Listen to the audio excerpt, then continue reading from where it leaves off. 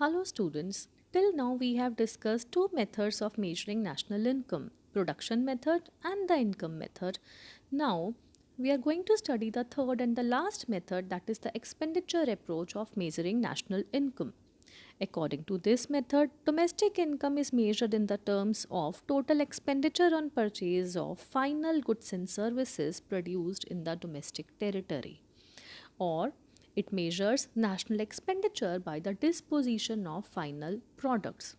So, the first step involved in this method is to identify all economic units that incur final expenditure. These economic units are consumers or households, producers, government, and non resident.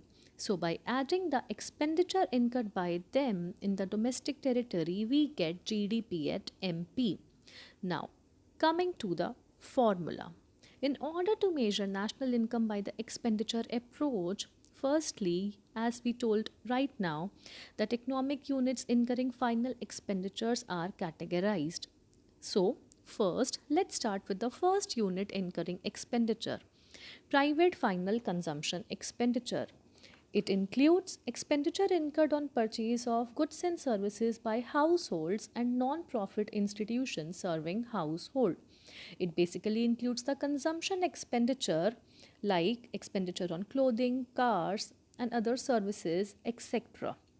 One point to note here is here residential construction is not included.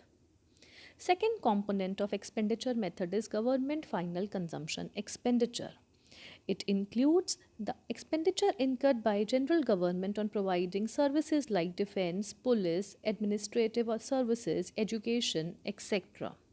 Basically, it is the total current expenditure of administrative department for producing government services, which is basically incurred on compensation of employees, intermediate consumption, consumption of fixed capital, excluding receipts, if any, from the sale of services by the government department.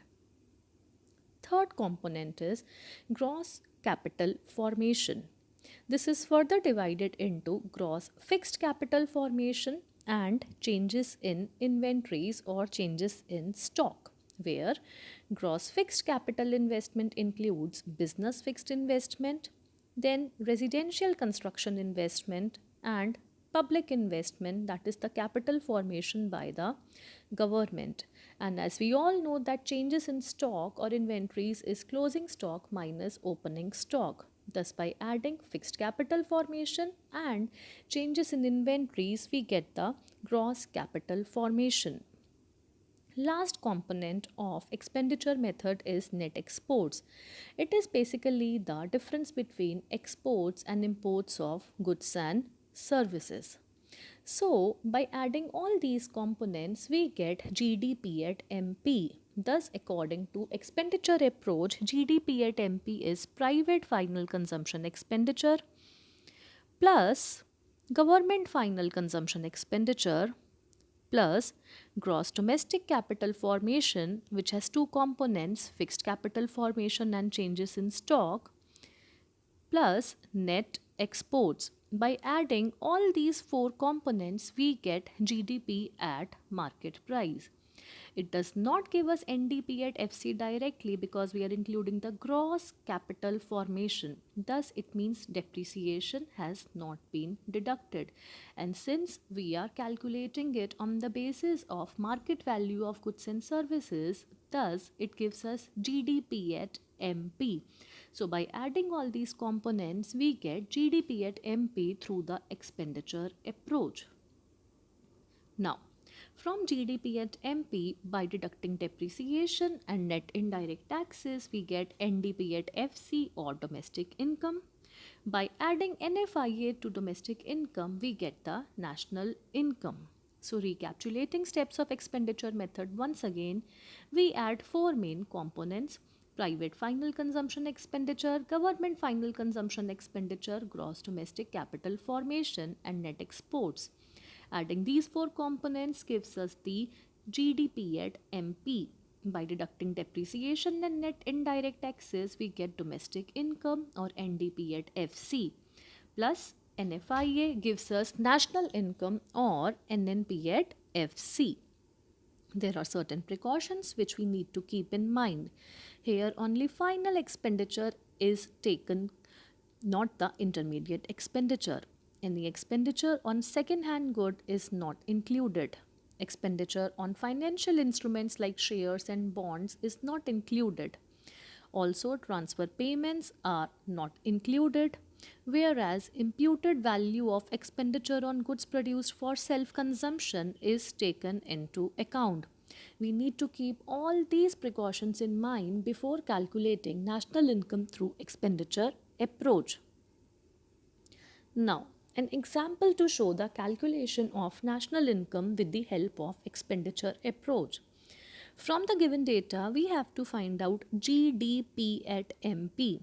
So, by adding all the components of expenditure method, we can get GDP at MP. Thus, we are going to add gross investment, net exports, private final consumption expenditure, and government purchase of goods and services. So, by adding all the four main components of expenditure method, we get GDP at MP as 550 crores. Another example here, instead of GDP at MP, we have to find out NDP at FC. But the first step is to calculate GDP at MP by adding all the components of expenditure method. Thus, in order to find out GDP at MP, we are going to add gross domestic fixed investment. Since fixed investment is given, we need to add the inventory investment separately. Along with this, here total consumption expenditure is given. So by adding item number 1, 2 and 6, we get GDP at MP. Now, from this GDP at MP, we need to find out NDP at FC. So what are we going to do?